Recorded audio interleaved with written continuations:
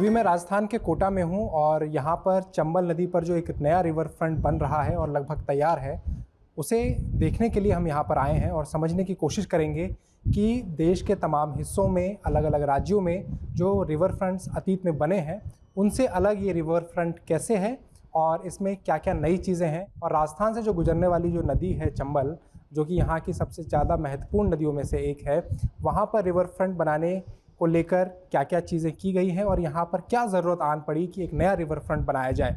इन चीज़ों को समझने के लिए हम यहाँ पर कोटा में आए हैं और हम यहाँ पर तमाम स्टेक होल्डर से, यहाँ के सारे हितधारकों से बात करेंगे कि इस प्रोजेक्ट का, यानी कि रिवर फ्रंट प्रोजेक्ट की अहमियत क्या है और आने वाले चुनावों से पहले क्या इसका उद्घाटन होगा और उस चुनावों पर क्या ये मुद्दा लोगों को लुभा पाएगा। सभ्यताएं नदियों के किनारे पनपती है और इसी क्रम में देश की राजधानी दिल्ली सहित अनेक शहर कालांतर में नदियों के किनारे बसाए जाते रहे हैं। बीते एक दशक में इन नदियों को कमर्शियल नज़रिए से देखा जाने लगा और भव्य रिवर फ्रंट बनाने की एक होड़ सी मची हुई है। कोटा शहर से गुजरने वाली चंबल नदी के दोनों किनारों पर 1200 करोड़ की लागत से लगभग 3 किलोमीटर लंबे स्ट्रेच पर हेरिटेज लुक में बन रहे रिवर फ्रंट के काम में सैकड़ों मजदूर लगे हैं। यहाँ इन दिनों सिर्फ मशीनों की आवाज़ सुनाई पड़ती है। भारत में असंख्य नदियाँ हैं और हर नदी के किनारे कोई ना कोई शहर बसा हुआ है और उस शहर के लोगों की उस नदी के प्रति अपनी मान्यताएं हैं। भारत में नदियों के किनारे घाट की एक लंबी परंपरा रही है, लेकिन आधुनिक तौर पर देखें तो पिछले 10 सालों में या उससे पीछे अगर जाएं तो जब 2000 के करीब साबरमती रिवर फ्रंट बन रहा था तो वहाँ पर एक आधुनिक तौर पर रिवर फ्रंट बनाने के प्रोजेक्ट्स की एक शुरुआत देखी जा सकती है। लेकिन 2014 के बाद जब से नरेंद्र मोदी सरकार केंद्र में आई, तब से नदियों पर एक रिवर फ्रंट प्रोजेक्ट्स बनाने की परंपरा या एक तरीके से कवायद बहुत तेज हुई है और इन रिवर फ्रंट्स की जो बनावट है वो एक तरीके से बहुत भव्य है। यहाँ पर स्टोन्स अलग अलग इलाकों से लाकर पूरे को कंक्रीटाइजेशन किया जा रहा है। किसी भी सभ्यता का विकास वहाँ की नदी के किनारे होता है, चाहे वो वाराणसी हो, चाहे वो मथुरा हो, दिल्ली हो। सभी महानगरों का विकास और सभ्यताओं का विकास नदियों के किनारे हुआ है। इसी प्रकार कोटा का भी विकास चंबल की देन है। ये चंबल इंदौर के पास मऊ की पहाड़ी से निकलकर लगभग 1000 किलोमीटर का रास्ता तय करते हुए उत्तर प्रदेश के इटावा के पास पचनदा में, वहाँ से यमुना में मिल जाती है। लेकिन सबसे बड़ा शहर इसमें कोटा ही लगता है और सबसे संकटग्रस्त नदी इसी भाग में है। कोटा नॉर्थ से विधायक और अशोक गहलोत सरकार में मंत्री शांति धारीवाल का चंबल रिवर फ्रंट एक ड्रीम प्रोजेक्ट है, जिसका लक्ष्य कोटा को एक पर्यटन नगरी बनाना है और शहर को बाढ़ की स्थिति से भी बचाना है। कोटा की पहचान कभी भी ऐतिहासिक नगरी के तौर पर राजस्थान में तो कम से कम नहीं रही है। ये जो कोटा है ये हड़ौती के इलाके में आता था, जो कि 3-4 जिलों से मिलकर बना था, जिसमें बूंदी, बारा, झालावाड़ और कोटा शामिल था। लेकिन आज़ादी के बाद इसने एक अपनी अलग पहचान पूरे देश के सामने बनाई। पहली पहचान तो इंडस्ट्रियल हब के तौर पर बनाई। 1953-54 से लेकर यहाँ पर डैम बनना शुरू हुआ, यानी कि कोटा बैराज, जो कि 1960 में बनकर तैयार हुआ।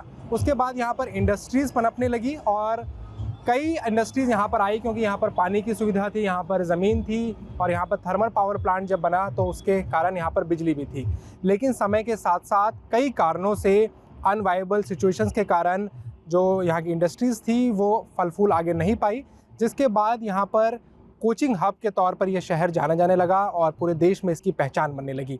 लेकिन अब जब यहाँ पर रिवर फ्रंट बन रहा है तो इसको एक टूरिज़्म स्पॉट की तरह विकसित करने की भी तैयारी चल रही है। लेकिन इसमें पर्यावरण को लेकर जो जानकार लोग हैं वो कई तरीके की आशंकाएं जता रहे हैं, जिसमें वे कह रहे हैं कि ये देश का एकमात्र रिवर फ्रंट होगा बीते कई सालों में, जो कि डैम के पास बना है। और क्योंकि जब यहाँ पर भारी बारिश होती है तो डैम ओवरफ्लो होता है और वो पानी जो है आसपास के इलाकों में फैलता था। जब यहाँ पर रिवर फ्रंट बना दिया गया है तो वो पानी जब डैम में भर जाएगा तो यहाँ के आसपास की जो चीज़ें हैं उसको क्षति पहुँचा सकता है। यहाँ की हाइड्रोलॉजी, यहाँ की जो इकोलॉजी है उसको प्रभावित कर सकता है। तो ये कैसल है sir, mount juke fountain, Barcelona का जो माउंटेन बार्सिलोना में सर माउंट जुइक में फाउंटेन है सर, वही फाउंटेन शो की तर्ज के ऊपर ये फाउंटेन शो है सर। नीचे बीच में फाउंटेन सर, विजिबल फाउंटेन है। वहाँ से बिल्डिंग में क्या होगा, बिल्डिंग के अंदर म्यूजियम है और वहाँ से व्यू पॉइंट भी है। हाँ, म्यूजियम पीछे मॉडल रखा जाएगा और इसके ऊपर चढ़ के लोग बाग व्यू भी देखेंगे सर फाउंटेन का। इधर बैठने की दर्शक दीर्घा भी है सर, जहाँ पर बैठ के लोग बाग इस फाउंटेन शो को देखेंगे सर। सर और बेसिक कॉन्सेप्ट तो सर इसका यही था कि सर जो 2019 में बाढ़ आई थी सर, बाढ़ में सर ये पानी अभी 232-33 पे है, ये पानी लगभग इस लेवल पे आ गया था सर। तो पूरी बस्तियों के अंदर सर पानी घुस गया था सर, और उससे हमने प्रोटेक्शन कर दिया घाट बना के, और बाद में हमने खूबसूरत फसाड बनाया। ये घाट है सर, ये पब्लिक घाट है जो ओरिजिनल बने हुए थे ना सर, उनकी एंट्री हमने यथावत रखी ताकि लोग बाग अंदर जा सके और पानी वापिस आ सके सर। सर कितने नए बनने सर आई थिंक तकरीबन 2 महीने में अपना लगभग फिनिशिंग स्टेज पर आ जाएगा, 2 से 2.5 महीने, 2 से 2 में। हाँ सर, काम की काफी बाकी लगता है। नहीं सर, ये चंबल माता और इनके छोड़ देंगे, बाकी आगे आप चले पता रहेंगे सर, काफी फिनिशिंग स्टेज सारी बिल्डिंग सर। ये 2.75 किलोमीटर है सर, इधर है और दोनों तरफ 2.75 है सर। कुल मिलाकर तो ये बैठ गया आपका 6 के आसपास बैठ जाएगा, लगभग 6। हाँ, नया पूरा निकलेंगे सर, ठीक है ना, कम से कम रखना।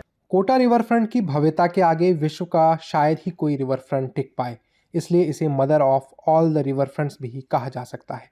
लेकिन इसके बहुत करीब बना कोटा बांध इसे काफ़ी संवेदनशील बनाता है। रिवर फ्रंट पर 22 घाट बनाए गए हैं, जिसमें राजस्थान की संस्कृति और इतिहास से लेकर विश्व इतिहास से जुड़ी चीज़ें प्रदर्शित की जाएंगी। कैफ़े, हैंडीक्राफ्ट बाज़ार, restaurant, world largest bell, Nehru statue, laser show, Chambal माता की विशाल मूर्ति, साहित्य घाट, बाल घाट, हड़ौती घाट, संगीत घाट, जंतर मंतर घाट समेत दुनिया भर के मुख्य स्थानों के मिनिएचर्स मुख्य आकर्षण का यहाँ केंद्र होंगी। देश में अलग अलग और भी रिवर फ्रंट है, गुजरात में है, उत्तर प्रदेश में है, लेकिन उस सबसे अलग जाकर इसकी डिज़ाइनिंग, इसका आर्किटेक्चर किया गया है और इसमें हेरिटेज लुक देने की कोशिश की गई है। और एक वर्ल्ड व्यू यानी कि वैश्विक दृष्टि से भी ये जगह, ये रिवर फ्रंट बहुत ही अहमियत रखता है, क्योंकि इसमें अलग अलग देशों के जो अलग अलग महत्वपूर्ण जगह हैं उसका भी यहाँ निर्माण किया गया है, उसको स्थान दिया गया है। जैसे भारत में जो लाल किला है उसको स्थान दिया गया है, वहाँ पर नए नए होटल्स खुलेंगे, जिसमें जो यहाँ पर लोग हैं जो यहाँ घूमने के लिए आएंगे वो वहाँ पर अलग अलग देशों का जायका ले सकते हैं। मार्च 2022 में ही चंबल रिवर फ्रंट का उद्घाटन होना था, लेकिन अब तक 3 बार इसकी तारीख बढ़ाई जा चुकी है।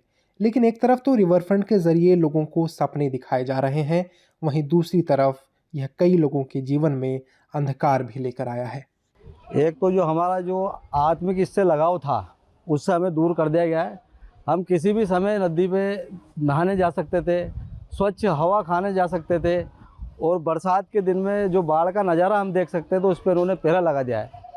ये एकमात्र भ्रष्टाचार को बढ़ावा देने का स्ट्रक्चर है, इससे जनता को कोई लाभ होने वाला नहीं है। स्थानीय जनता इससे नाराज़ है, और जो शुद्ध हवा हमारी सीधी आती थी वो उस हवा पे पहरा है। और शाम के समय भी सूरज 2 घंटे पहले अस्त हो जाता है। पहले हमारा सूरज 7:30 बजे छुपता था, अब ये 5 बजे ही छुप जाता है, तो इससे जनता को कोई लाभ नहीं है। रिवर फ्रंट के बगल में जो आबादी रहती है, ये इस आबादी के बारे में बताइए, कौन लोग हैं, किस समुदाय के लोग हैं, किस धर्म के लोग हैं, क्या काम करते हैं, किन व्यवसायों में है? भाई इस जो पट्टी में जो मैं इस वक्त अपने लाडपुरा और घंटाघर वाले क्षेत्र में हूँ, तो इस पट्टी में क्या है कि मिली जुली कम्युनिटी रहती है। इसमें अधिकतर मुस्लिम समाज के लोग रहते हैं, और कई तो व्यापारी हैं, हुनरबाज भी हैं, जो अपना कारोबार करते हैं वो लोग भी हैं, और मजदूर तबके का लोग भी है। लेकिन ज़्यादातर हुनरबाज हैं इस क्षेत्र में। एजुकेटेड लोग भी रहते हैं जो सरकारी नौकरी में हैं और प्राइवेट जॉब भी करते हैं। ये चंबल की समस्याओं का समाधान नहीं करता। एक अम्यूजिंग पार्क, टूरिस्ट प्लेस और पत्थरों का काम वहाँ पर हुआ है, ये पर्यटकों को आकर्षित करने का एक बहाना मात्र है। हम ये चाहते हैं कि चंबल को उसका नैसर्गिक सौंदर्य पुनः बहाल किया जाए। ठीक है, आप जो भी सौंदर्य कर रहे हैं ये उसमें हम कोई बहुत ज़्यादा आपत्ति नहीं कर रहे, वो आपकी समय की आवश्यकता हो सकती है, लेकिन चंबल के संरक्षण की बहुत आवश्यकता है। चंबल नदी खुद बीमार है, तो वो यहाँ के नागरिकों को कैसे स्वस्थ रखेगी? चंबल का इलाज उसका शुद्धिकरण है, सौंदर्यकरण नहीं है। यहाँ पर लोगों को अपनी ज़मीन से हटाया भी गया, क्या लोगों के घरों को भी तोड़ा गया? हाँ, काफ़ी बस्ती हटाई भी गई है। अभी बस स्टैंड के नीचे गुजराती बस्ती थी, उस बस्ती को पूरी तरीके से उन्होंने ख़त्म करा और उनको दूसरी जगह शिफ्ट किया गया नानता की तरफ। राजीव आवास योजना मोहनलाल सुखाड़िया के नाम से वहाँ इनको शिफ्ट करा गया है, जो यहाँ से करीब 6 से 7 किलोमीटर दूर पड़ती है। रिवर फ्रंट प्रोजेक्ट की परिकल्पना कोई नई बात नहीं है। मूल रूप से रिवर फ्रंट की शुरुआत पश्चिमी देशों में इंफ्रा मॉडल के रूप में की गई थी। दर्जन भर से ज़्यादा रिवर फ्रंट प्रोजेक्ट्स भारत की नदियों पर फिलहाल चल रहे हैं। लगभग सभी रिवर फ्रंट प्रोजेक्ट की प्रेरणा साबरमती रिवर फ्रंट ही रहा है, जिसे बने लगभग 1 दशक बीत चुका है। साबरमती रिवर फ्रंट पर चीन के राष्ट्रपति शी जिनपिंग के साथ झूला झूलते हुए फोटो तो सबको अभी तक याद होगी ही। चंबल, गोमती, झेलम, मूथामूला, सरयू, ब्रह्मपुत्रा, अलकनंदा रिवर फ्रंट इसके कुछ उदाहरण हैं। हाल ही में श्रीनगर में झेलम रिवर फ्रंट बनकर भी तैयार हुआ है। ये 6 किलोमीटर का स्ट्रेच अभी बना है, दूसरे साइड का काम भी आगे शुरू होने वाला है। आप सब जानते हैं कि श्रीनगर शहर जो है वो वाटर बॉडीज और वाटर के किनारे ही बसा है। यहाँ की सांस्कृतिक विरासत या मैं कहूँ कि इकॉनमी भी वाटर पर ही निर्भर करती थी। लंबे समय से ये बैकयार्ड में तब्दील हो गया, जिसे स्मार्ट सिटी प्रोजेक्ट में मैं कह सकता हूं कि एक अंतर्राष्ट्रीय स्तर का स्पेस श्रीनगर स्मार्ट सिटी ने यहां तैयार किया है। इसमें हर प्रकार की सुविधाएं उपलब्ध कराई गई हैं। यहाँ फ्री वाईफाई भी है बच्चों के लिए, साइकिल लिंक करने की व्यवस्था है, वॉकिंग का इंतजाम है। आने वाले दिनों में यहाँ लाइब्रेरी भी बनाएंगे हम लोग, कैफे भी होंगे। मैं समझता हूँ कि ये निश्चित रूप से एक सराहनीय काम हुआ है और केवल सांस्कृतिक विरासत यहाँ की नहीं प्रिजर्व कर पाएंगे हम, बल्कि मुझे लगता है कि इकॉनमी को भी श्रीनगर और कश्मीर की बूस्ट इससे मिलेगा। 2014 में नरेंद्र मोदी सरकार आने के बाद नदियों के किनारों के सौंदर्यीकरण और रिवर फ्रंट बनाने के काम में काफ़ी तेजी आई। पीएम मोदी ने 2019 में नदियों के किनारे बसे शहरों के लिए नदी केंद्रित एक नई सोच की ज़रूरत पर जोर डाला था। 2015 के करीब गोमती नदी पर रिवर फ्रंट बनाया गया, जो कि भ्रष्टाचार के पेच में फंसा हुआ है, जिसमें 2017 में जब योगी आदित्यनाथ की यूपी में सरकार आई तो वहां पर उसकी सीबीआई जांच के आदेश दिए गए। वहीं दूसरी तरफ एक यमुना रिवर फ्रंट भी है जो वृंदावन में बनाया जाना था, उस पर एनजीटी की रोक है।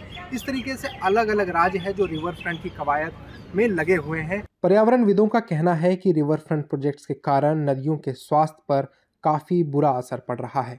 अभी हम चंबल नदी के किनारे खड़े हैं और इसका जो अपस्ट्रीम इलाका है वहाँ पर हम हैं और ये जानने की कोशिश करने के लिए यहाँ पर आए हैं कि जो डाउनस्ट्रीम की तरफ जो रिवर फ्रंट जो अभी बन रहा है और लगभग पूरे होने की कगार पर है, वहाँ तो ट्रीटमेंट प्लांट्स के ज़रिए पानी को यहाँ के जो नालों के थ्रू आता है उसको साफ़ करने की कोशिश की जा रही है, लेकिन क्या अपस्ट्रीम में भी ऐसा है क्या? लेकिन यहाँ आके पता चला कि यहाँ की अपस्ट्रीम के इलाके में जो बड़ी आबादी है, लगभग 20 से 25% की आबादी कोटा की, वहाँ पर कई नाले लगातार अभी भी सीधे चंबल नदी में बह रहे हैं और यही अपस्ट्रीम से डाउनस्ट्रीम की तरफ जाएगा। तो क्या डाउनस्ट्रीम में जो कोशिश की गई है वो अपस्ट्रीम की वजह से शायद वो पूरी ना हो पाए?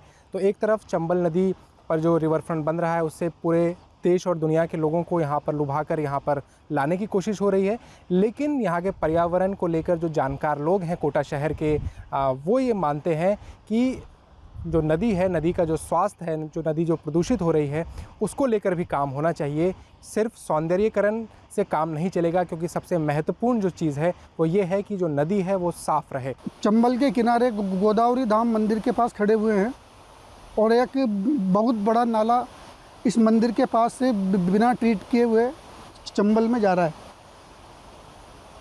लगभग आधी आबादी का मलमूत्र सीधा सॉलिड वेस्ट के साथ ये जो चंबल में जा रहा है, बहुत बड़ी चिंता का विषय है। कोटा में 1200 करोड़ रुपए का एक रिवर फ्रंट का बहुआयामी प्रोजेक्ट भी संचालित है और उसमें 3 ट्रीटमेंट प्लांट भी बनाए गए हैं, लेकिन ये जो चंबल की अपस्ट्रीम है इसमें गिरने वाले गंदे नालों के लिए अभी इस तरह की कोई योजना या कोई ठोस योजना सामने आई नहीं है।